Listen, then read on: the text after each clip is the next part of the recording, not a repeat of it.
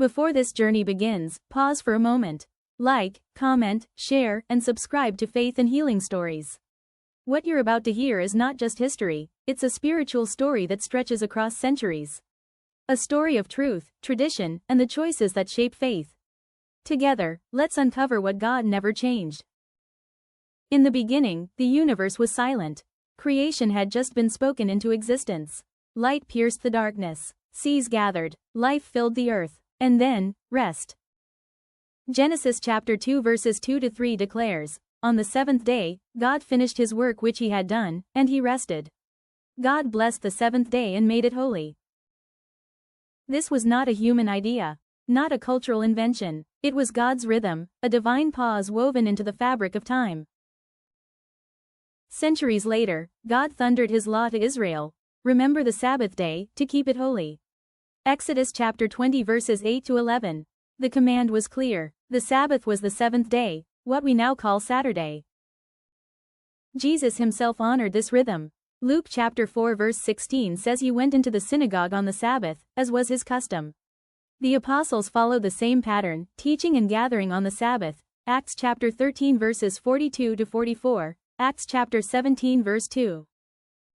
And yet, in all of Scripture, there is no command to change the Sabbath to Sunday. In the first century, believers gathered faithfully on the Sabbath. Some also met on Sunday, not as a replacement, but as a celebration of the resurrection. It was a joyful gathering, but never a command from Christ. But as persecution grew, Rome despised anything tied to Judaism. Slowly, some Christians began to distance themselves from their Hebrew roots. The Sabbath, once a sign of covenant, began to fade from the center of Christian life. Fast forward to AD 321. The empire is vast, diverse, and divided.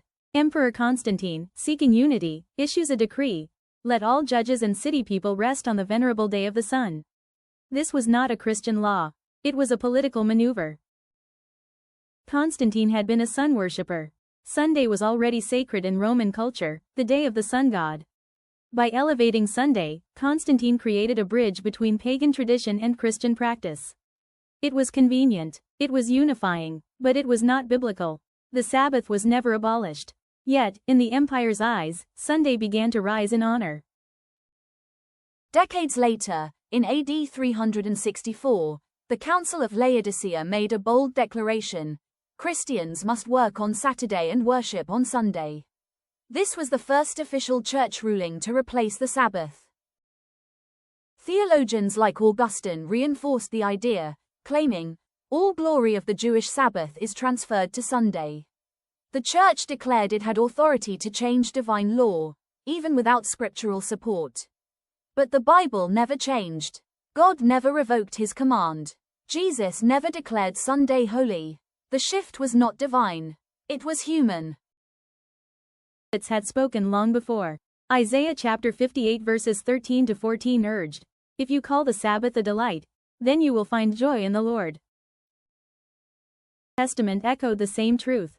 Hebrews chapter 4 verses 9-11 reminds us, "There remains a Sabbath rest for the people of God. Let us make every effort to enter that rest." And in Revelation chapter 14 verse 12, a vision of the end-time faithful appears. Here is the patience of the saints, who keep the commandments of God and the faith of Jesus. The Sabbath is more than a day. It is a sign of loyalty, obedience, and covenant. To forget it is to forget the rhythm God himself established. Today, across the world, believers are awakening. They are rediscovering the seventh-day Sabbath, not out of tradition, but out of conviction. This is not about legalism. It is about love. Jesus said in John chapter 14 verse 15, "If you love me, keep my commandments." The Sabbath was never changed by God, only by men.